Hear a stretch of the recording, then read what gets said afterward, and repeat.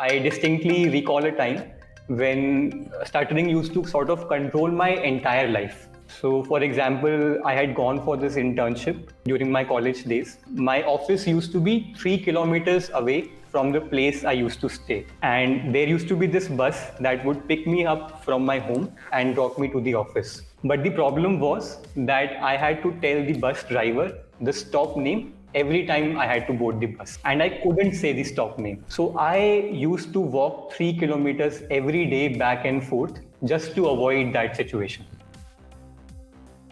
Hello everyone, my name is Neil Patel and welcome to the Indian Startup Show. And that was my guest, Meet Singhal. He's the co-founder of Stamurai.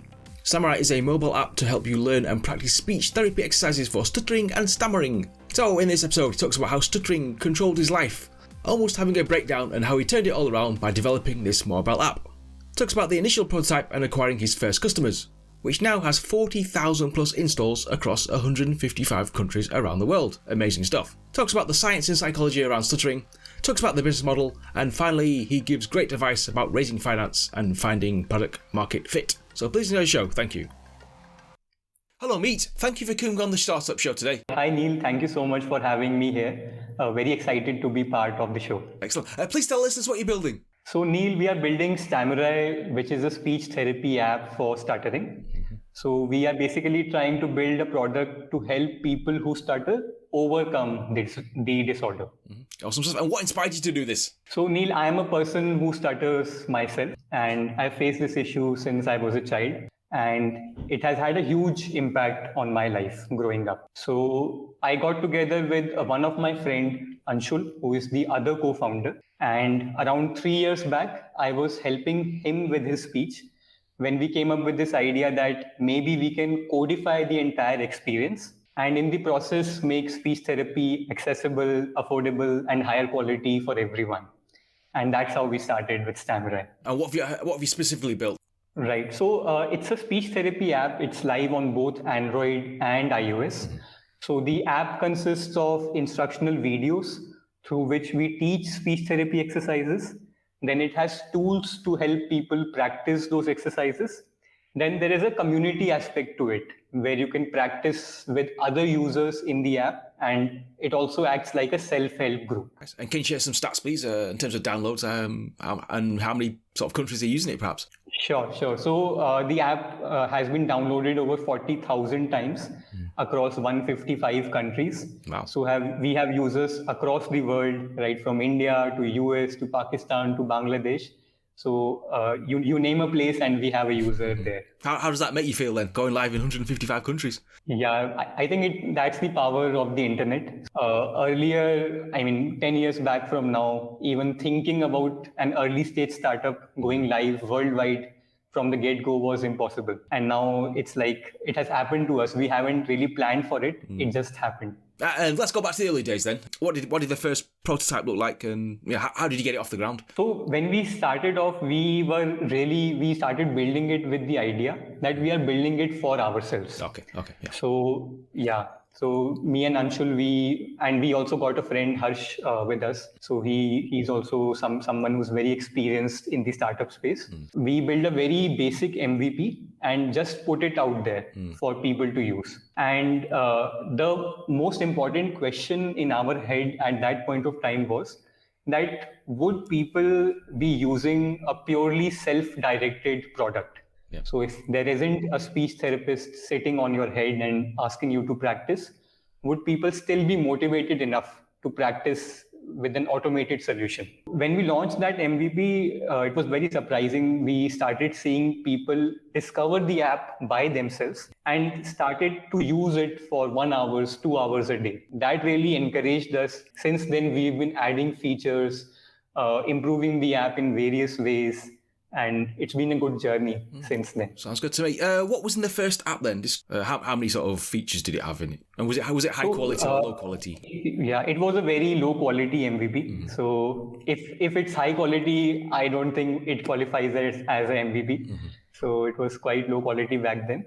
We launched with just 3 exercises back then, 3 stuttering management exercises. Now we have over 30 exercises. There weren't any community features. There weren't an aspect of actually teaching the exercises. At that time, it was just a person who already knows them can practice it in the app. And what did you learn from doing the first MVP? So the biggest learning in terms of the positives was that people were using it by themselves.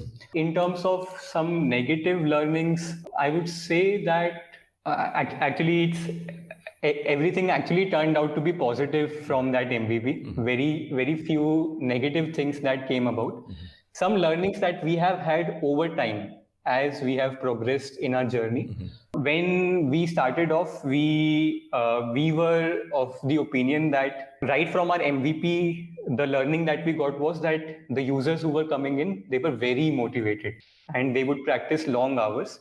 But as we have gone about, as the scale of the app has increased, the newer set of users who are coming, their motivation levels are not as high as the first set of customers. And to keep them motivated, we have to continually brainstorm new features so that the drop-off rates become lower and lower. So, for example, we have been adding gamification elements to the app. The community aspect of the app, we are boosting that up over time.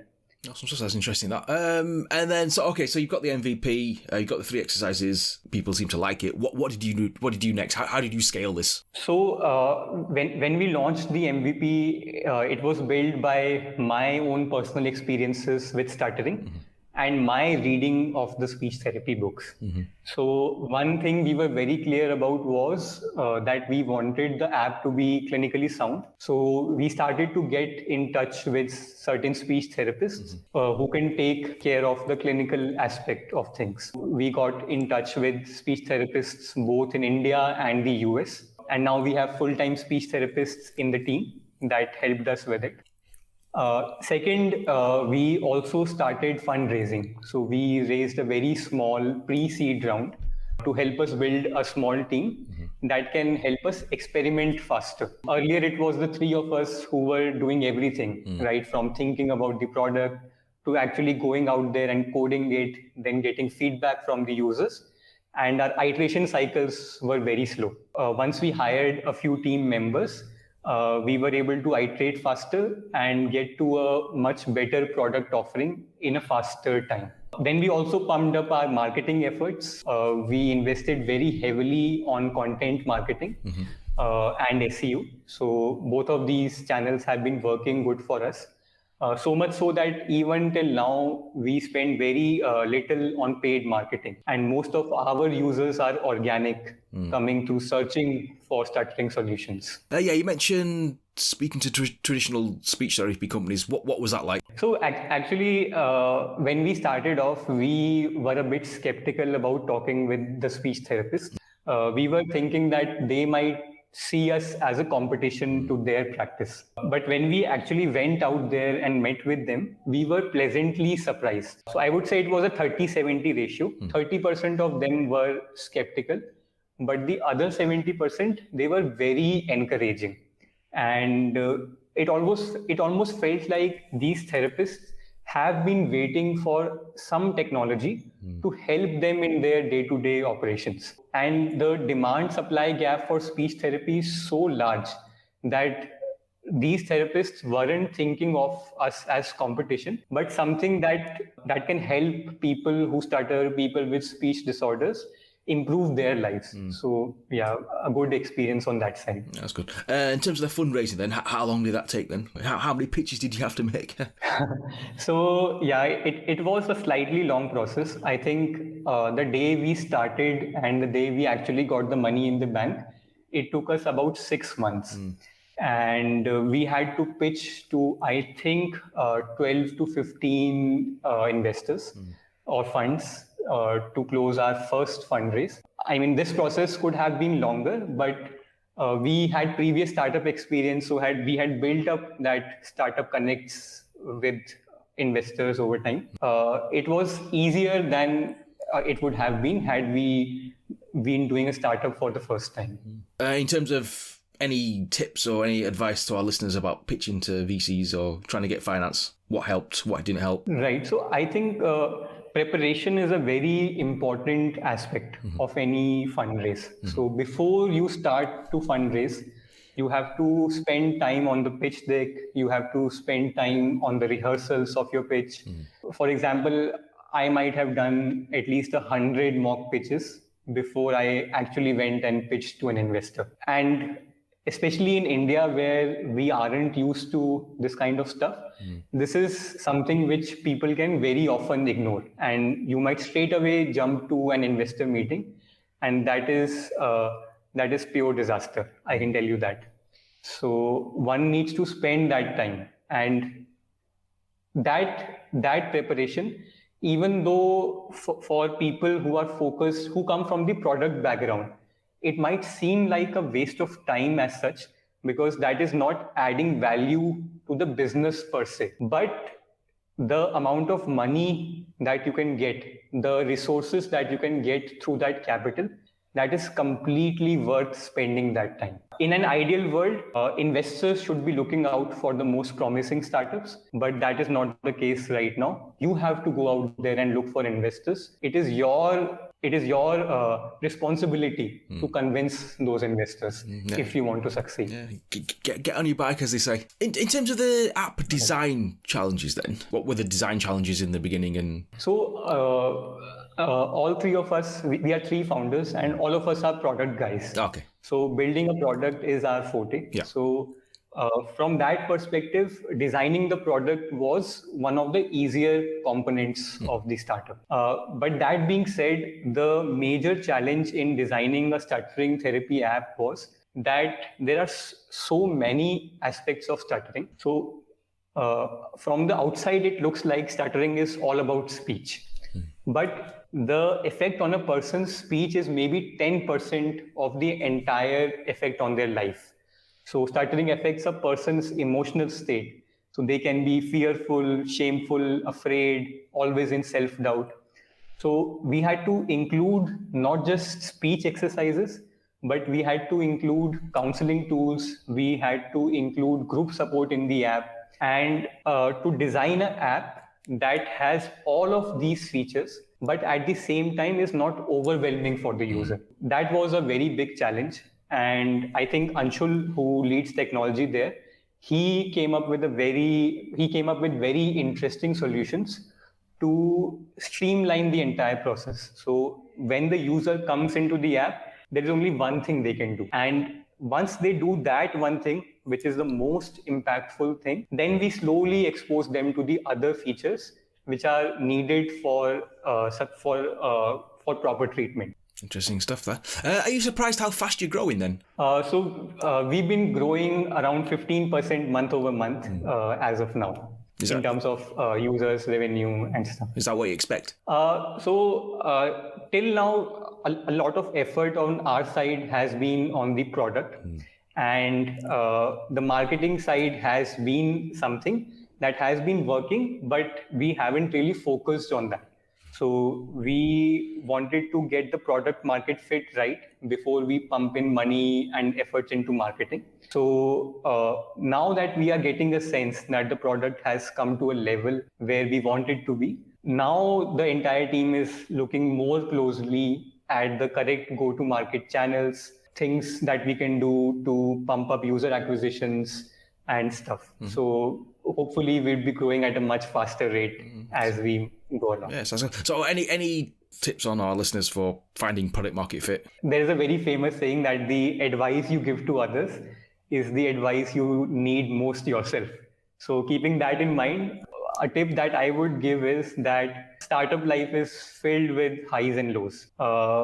One day you might think that everything is going well and you're going to conquer the world, and the very next day things might not seem that good and you might be in complete self-doubt. I have felt and I have started to feel that the only way to effectively build a company in this state of confusion is to not get too happy when things are going good. Because if you get too happy and when things go bad, you will get too sad, and that will start to affect things. So maintaining a level of equanimity is very important, because it's an iteration process. So you come up with something and you talk with users, they give you feedback, then you have to iterate on it. It is very important not to lose heart during that process. What was the lowest point for you then?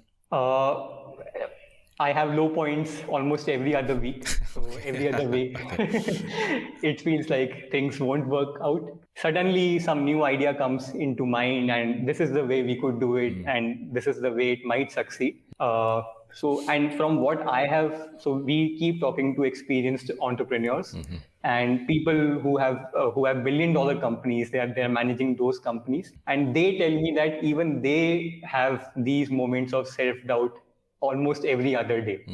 I guess this is part of life, being an entrepreneur. What's been the best day then? I think the best day was the first purchase our user made. So when we had launched the MVP, it was a completely free app.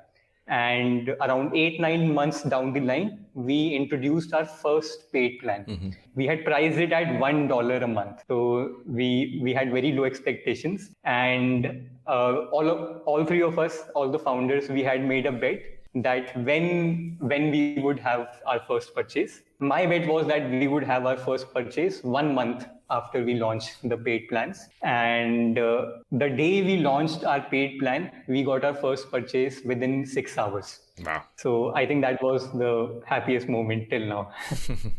To talk about the business model and paid plans, is it? Sure. So, right. So ours is a subscription-based business model. So when a user comes to the app, they get access to certain exercises for free. And there's a 7-day free trial for the paid and premium exercises. Post that, you need to purchase a subscription to continue using the app. Our subscription plans are priced at $100 a year for countries like US, UK, and the likes. In countries like India, our plans are priced at $20 a year. Are you happy with those prices? Have you experimented with the costs? Or? So we have experimented with the prices and we have slowly increased them as the functionality of the app has built up over time. Yeah. We plan to increase them further as we add more features. Also, what we are right now doing is we are launching assisted therapy plans. So these are plans in which you would get a speech therapist assisting you alongside the app. So these plans would be typically higher priced. Awesome. So let's talk about stuttering and stammering then. We don't seem to know much about it. What is the science behind it? You know, is it a genetic thing? Is it, or why do people stutter and stammer? Right. So stuttering is a complicated disorder, and the exact mechanism of what causes stuttering is not well understood. But there are certain factors which are broadly agreed upon which lead to stuttering. So first, there is a physiological aspect to it. So it tends to run in families. For example, my father stutters, all of my uncles stutter, my grandfather used to stutter. Apart from that, there is a temperamental component. So if you are somebody who has a sensitive temperament, you are more likely to stutter. And then there is an environmental component to it. If you were raised in a family which is a high pressure family, parents have high expectations out of you, then you are more likely to stutter. And obviously you've got your personal experiences with stuttering.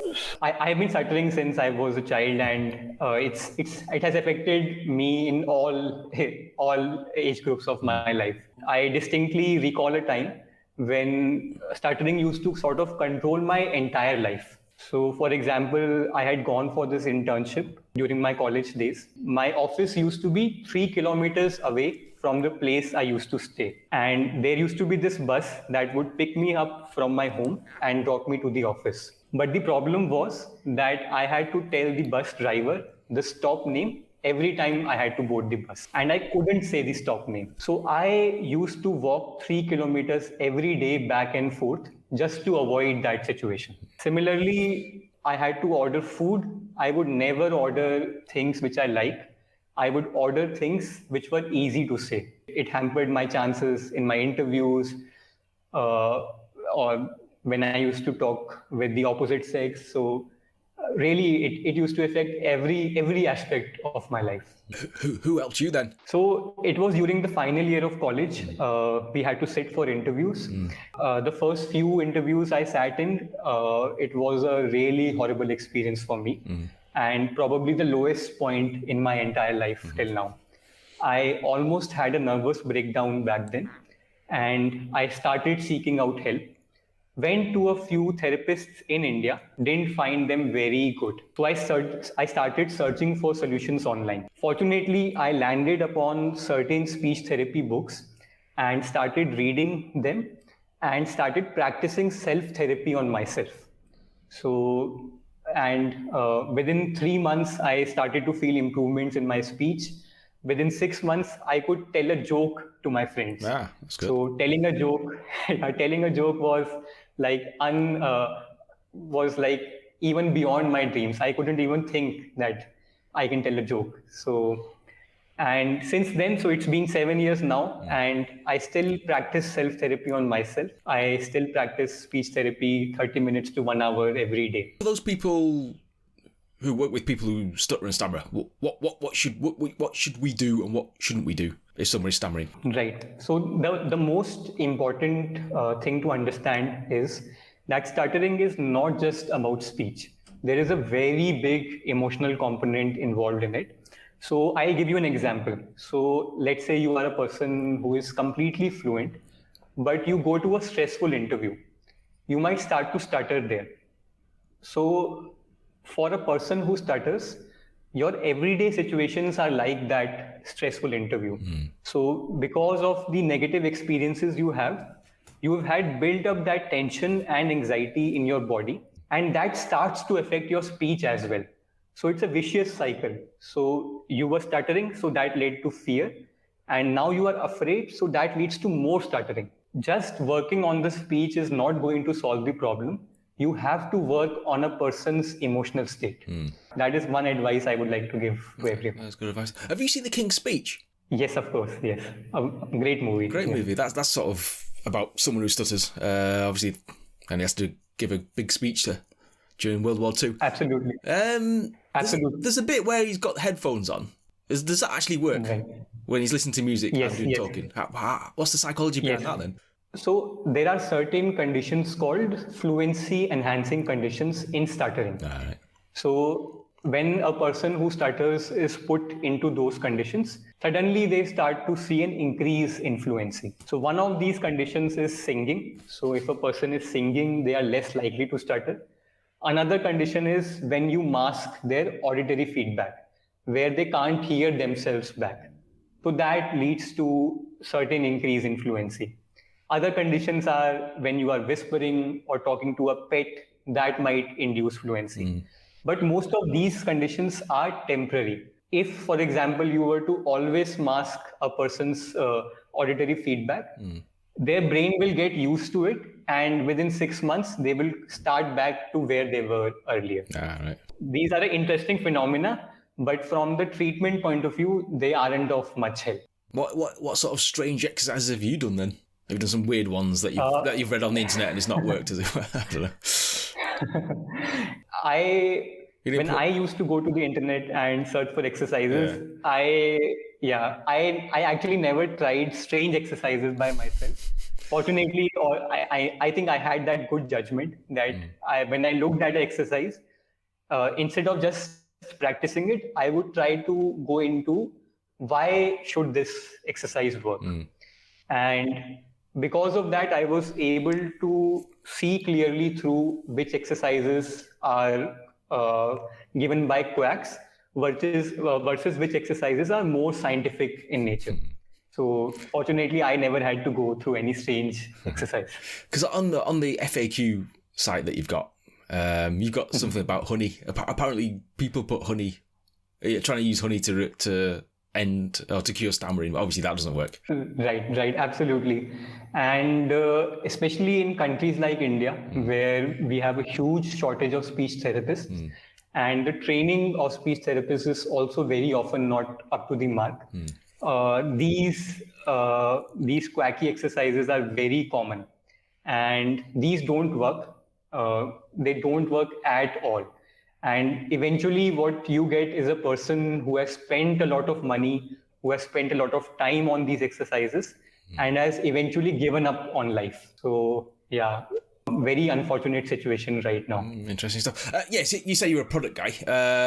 What's your background then? Because obviously, I think this is your second startup, right? So Right. So I am an engineer by training. Okay. So I am an IIT Delhi graduate. Yeah. Post that, I had joined a job in a multinational corporation. Got bored with it, and we started our startup together. Harsh and I. Harsh is also a co-founder in Stamurai. Yeah. We were trying to build the Khan Academy for India back then. So that was our first startup. We were quite naive back then. We didn't think through things well enough. We took the advice of building fast and launching the product and not planning too much too seriously. And we took it to the other extreme, so didn't plan well enough, and the entire venture failed after 15 months. So, but during that process, I got very interesting learnings on how to build a product. So, even though I didn't have training as such, building a product, I don't think anyone gets training building products. But that endeavor taught me that building products was one of the strengths of mine. Over time, post that, we joined an early stage startup, and there I was leading the product team. There I fine-tuned my skills further. What tips can you share with our listeners about building products then? A lot of products do fail, but you seem to be going well. Right. So the biggest tip for building a product is, when you are building a product, you have to not just think about the product, but about the entire business. So you have to start from where the problem lies and how your problem is going to solve that. How your product is going to solve that problem. So you have to have a certain hypothesis in your mind that this is the problem. To give confidence to that hypothesis, you need to have a clearer picture of the user's life cycle. So why is it that the user has this problem? Why is it that this problem hasn't been solved till now? Why is it that the solution I am thinking of can solve this problem? So you have to think at the problem from different angles. Only then can you become more confident that the problem that you are thinking about is indeed a real problem and not something which is made up by you in your own mind just to get something built up. Really, a product guy isn't a product guy. They are the CEO. They have to think about the entire business and only then start to build the product. Has anyone helped you on your startup journey then? A lot of help we have gotten from so many amazing people, and I've been very surprised. So whomsoever we have approached, they have been so open to helping us, so open to giving feedback, giving advice, giving their time to us. We have been really grateful. So right from my best friend, right from a friend from college, whom I hadn't talked to for 5 years, he angel invested in us. That's He nice. was the first one to show confidence in us. Then we became part of this incubator called Social Alpha, and they have given us loads of advice, loads of connects in the industry. Then the first investors, the first venture capital investors in our team, they have been very open to help us. Then Prosus Sika, so they have been a great source of help, great source of inspiration. Right now, like I'm sitting with you, Neet. So I take it to, I thank you again for giving us this platform to share our story. No worries, it's very interesting. How did sort of main questions do you ask Process then? Or how did they inspire you? So I think the very first thing about Prosus is the Prosus's brand itself. With an early stage startup like ours, especially in the healthcare space, trust is a very big factor. And everyone is asking you, why should we trust our child with you since you are so new? And once you start to attach brand names like Prosus to it, automatically that trust level increases. Second, I think, is their portfolio of startups. So they have got startups who have grown to large, big companies. Getting confidence from such investors in your idea is like a very big confidence boost for us. Yeah. A lot of startups do fail. I think the rate's about 90%, even with money and finance behind them. Why do you think that is then? So I think it is the nature of a startup. So inherently you are trying to do something new, and if you are sure that it is going to work, it isn't something new. So you are trying to do something entirely different from what has been done before. At the same time, you are trying to build something that is going to become very big, and in the process make you very rich. And getting rich can never be easy in a well functioning society. So the systems have been set up in a way that only a very few people amongst the society who are lucky, who have the smarts, who also get the support from the ecosystem, only they can survive this entire phase, the entire early stage phase. So I think it is more about the system, because of which, I mean, more of the dynamics of the society that we live in and the sort of endeavor that we are trying out, and less about whether it is something that can be mitigated. Yeah, this is my perspective. No, that's interesting. Is there any sort of books or blogs you want to recommend? Anything that's helped you on your startup journey? Yes, so I think Charlie Munger. So Charlie Munger is the vice chairman of Berkshire Hathaway.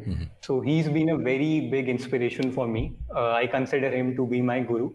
So any talks you can read about him, any books you can read about him, I think those would be very enlightening for any entrepreneur.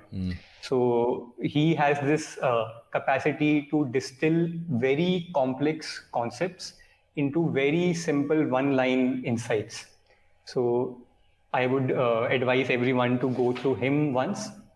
Apart from that, I think Jeff Bezos from Amazon, Ray Dalio from Bridgewater, these are some of my other heroes. So these are entrepreneurs also, and going through their texts, their talks really helped me. Yeah. What's next on the roadmap for you then? So three things. Yeah. So first is the assisted therapy plans, which I talked about, in which you would have a speech therapist assisting you alongside the app. Second, we want to expand beyond stuttering into other speech disorders. So other speech disorders, be it aphasia, apraxia, cluttering, articulation disorders. So all of these have very similar problems like those exist for stuttering. And finally, we would also like to try our hands into building tools to help speech therapists out. Yeah. So as we have gone deeper into the market, we have realized that currently the way a speech therapist works is not very different from how it used to be 100 years ago. So we see that there is a very big gap in the market for technology tools to help a speech therapist. So we also want to build some of those. What would that look like then? Currently, it would be a very simple tools like when you get a person in a session, what kind of activities you can do with them to increase the effectiveness of those 30 minutes to 1 hour that you are having with that patient. And then when that patient goes back home, is there any way you can facilitate the practice of the exercises they were taught in that session? And then when they go back and if they have questions to ask, they can, instead of coming to the speech therapist's office, they can ask the question online through that platform. Awesome stuff. That's a good idea, that. How big's the team then? Obviously, you started with 3 people. How many have you got now? Yeah, so we have 12 full-time team members now. So 4 on the technology side, 2 speech therapists, 2 on the marketing and operations. So yeah. And what's your main role? What's your main role now then? Because obviously you've got this off the ground now. People are using it. Right. So all of us 3 founders, we have split the roles amongst ourselves. So I currently look after the product and clinical side of things. Harsh looks after the marketing and operations, and Anshul looks after the technology side of things. Awesome stuff. What's the key takeaway you want people to know about being an entrepreneur then? I think the key takeaway is that it's a long journey. It's an arduous journey, but it's a journey filled with meaning. So, from what I can see, from what I gather about life, life is filled with suffering. So, no matter who you are, no matter what you do, you are going to encounter situations in life, things in life, which are going to be hard for you to solve. It is always better to have something meaningful in life that makes the pain worth it. And startup life will give you layers and layers of meaning. So it's a very difficult life, it's a difficult endeavor. So you have to force yourself to evolve to meet the challenge. You have to manage a team, you have to face your fears, you have to do so many difficult things, but it is very meaningful and very fulfilling and a very fulfilling experience. So yeah, this is what I would like to say. And wise words there. Meet, last question for people who want more information about you and the app. What must they do? For information on the app, you can go to stamurai.com, stamurai.com. And for any information that you might require about me, about the team, about the company, you can email to us at meet@stamurai.com. Meet, thanks for coming on the show today. Much appreciated. Thanks so much, Neil. Thank you for having me. Thanks to Meet for coming on the show today. Go to stamurai.com for more information. Thank you for listening and supporting the podcast, and I shall be back next week. If you're building something exciting, please send me an email, hello@neilpatel.co, or you can tweet at Indian Startup Message, or you can go to facebook.com/Indian Startup Show. Love to connect. Thank you, and goodbye.